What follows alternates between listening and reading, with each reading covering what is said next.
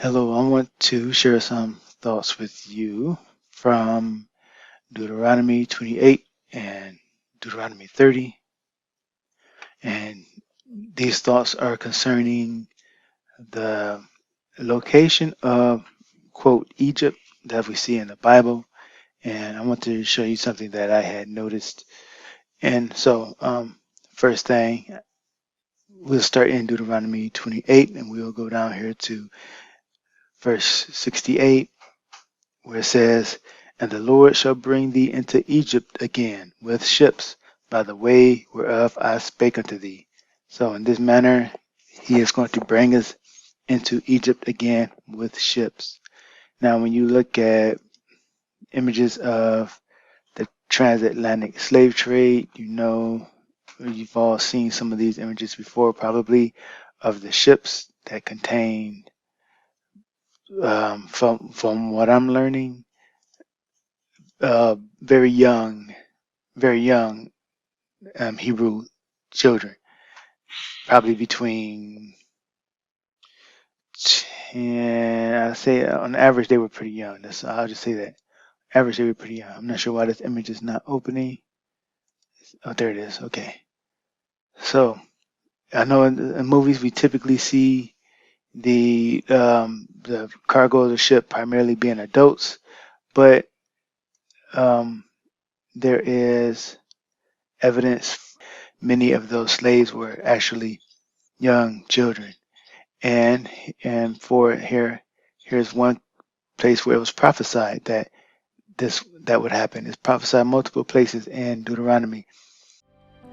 In the very countries who started the transatlantic slave trade.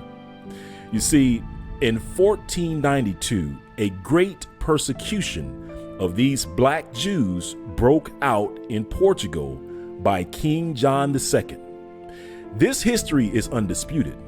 Now, historians, however, often fail to mention the old books which state that these Jews were black.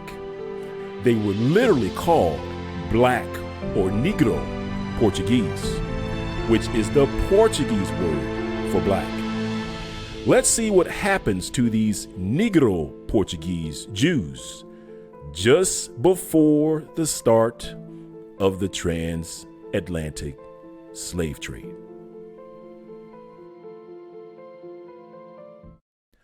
The Jews and Moors in Spain, page 214. The King's Creed awoke again simultaneously with the reawakening of his greed. He issued an edict which threw even that of Torquemada in the shade. All Jewish children below 14 years of age were torn from their parents' arms, dragged into the church, baptized.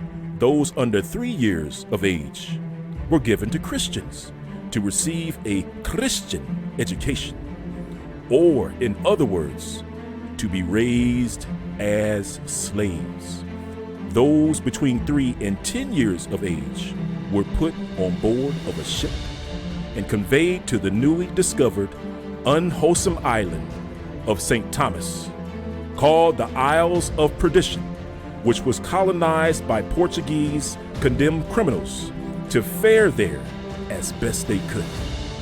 Those between 10 and 14 years of age were sold as slaves. Then indeed the cup of their affliction was full to the brim. It was a stern truth which La Noue uttered.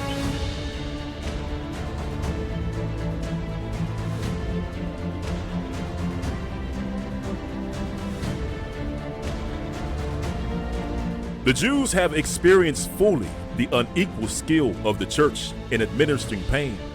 Mothers cast themselves at the feet of the tyrants and pitifully begged to be taken with their babies. They were heartlessly thrust aside. Hundreds of mothers, mad with despair, ran behind the ships as they carried off the idols of their heart and perished in the waves.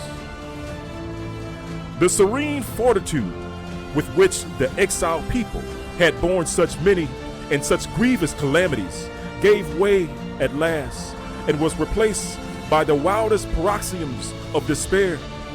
Piercing shrieks of anguish filled the land. Childless and brokenhearted, they now sought to leave the land, but they were told that they had forfeited their right, and they were given the choice between baptism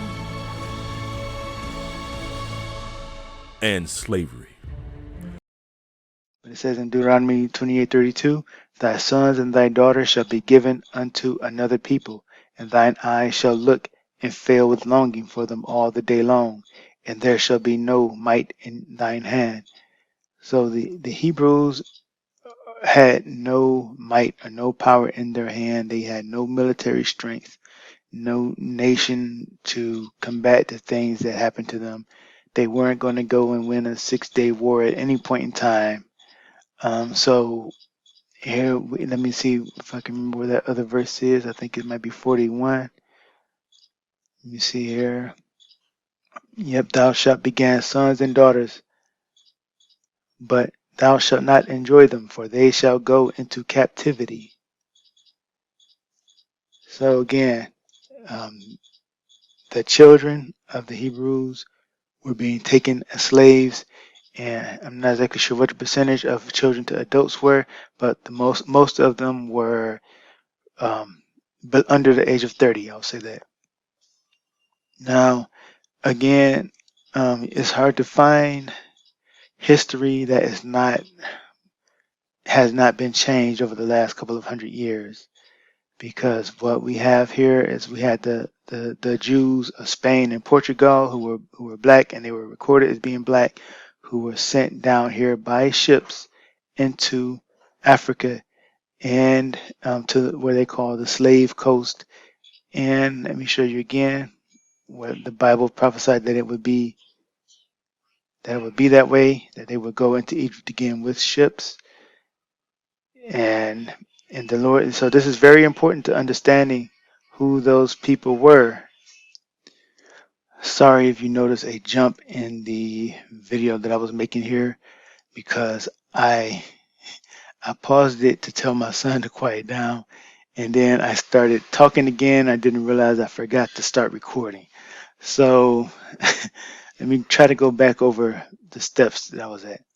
So I went from reading about where the Lord said he would send us into Egypt again with ships, and I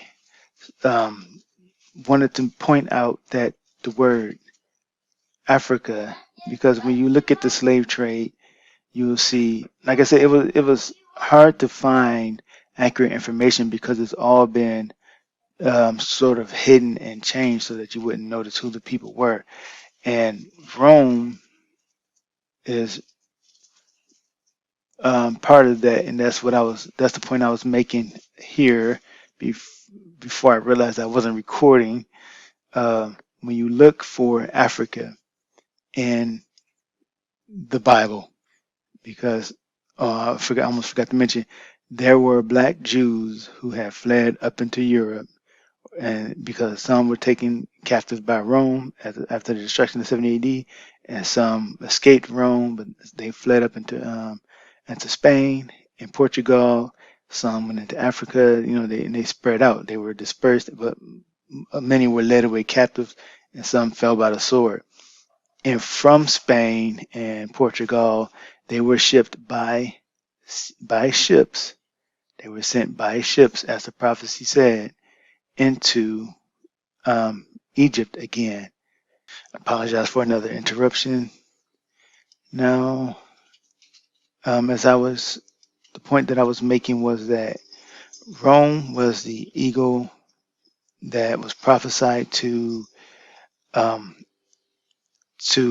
that God was send against the Jews, or those who were in Judea in 70 AD. And now the Roman Catholic Church is the let's say reformed version of the Roman Empire, and you don't see Africa mentioned when you look into the different versions of the Bible. You don't see Africa mentioned until you get down to in this case, in Isaiah 66, until you get to the Douay-Rheims Bible, which is a Catholic Bible, the Jesuit Bible. Then you will see Africa mentioned, because at the time when God made this prophecy in Isaiah 28, there was no Africa didn't have a name. It was called Mitzrayim, or Egypt. There was the Egyptian Empire, and that was basically Africa. So when God says, and the Lord shall bring thee into Egypt again with ships, by the way whereof I spake unto thee, by that method which he spoke into Egypt again with ships, he was referring to what we now call Africa, but back then it was called Egypt. And after the fall of Egypt, then you started getting Libya and Ethiopia, and later on, the name Africa came into being. But before that, it was just Egypt, or Mitzrayim. And so again, look up Nahum. These are when I did a search for I almost forgot to cover that. When I did a search for the word Africa, I'm just showing you that there were only 3 instances where that came up. Let me see if I can go back to that. Yeah. So I did a search for Africa. I do it again. And these are the 3 places where Africa came up. But they're not in the version that I trust, which is the King James Bible. Look up the King James. Ethiopia and Egypt were her strength. Now they're translating Africa or Egypt as Africa, but it was not called Africa, it was called Egypt.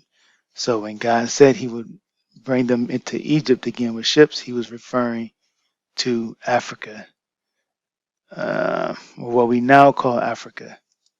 So into Egypt again with ships. Now they're not showing that they sent Jewish slaves here to the slave coast in Western Africa. They're not showing it on this map. You're not going to find that there, because that's just part of history that they want hidden. They just want you to believe that these were just Africans who were enslaved. They're not telling you that there were Jews up here, that they were sent by ships into Egypt again. They're not showing you that, and it's hard to find that information. So Nahum, go to Acts. Let's go to King James Version. Now I think, yep, and King James Version says Phrygia, that's Turkey. That's the old name for Turkey. Pamphylia and Egypt and parts of Libya. Now Libya has come into being, but in Deuteronomy there was no Libya, and still Africa is not mentioned, because Africa is a name that came along later, and God was referring to the name according when God says Africa, when God says Egypt, he's talking about Africa. Okay, I'm going to have to wrap this one up soon, but the other verse that I wanted to share was, maybe I will just save this for a separate video. That's what I'll do. So anyway, I'll bring it to a close. Thank you all for watching and listening, and may our Lord Jesus Christ bless you. And if you have a problem with that name, I'm sorry. Call him whatever you want. I will call him Jesus. That's it.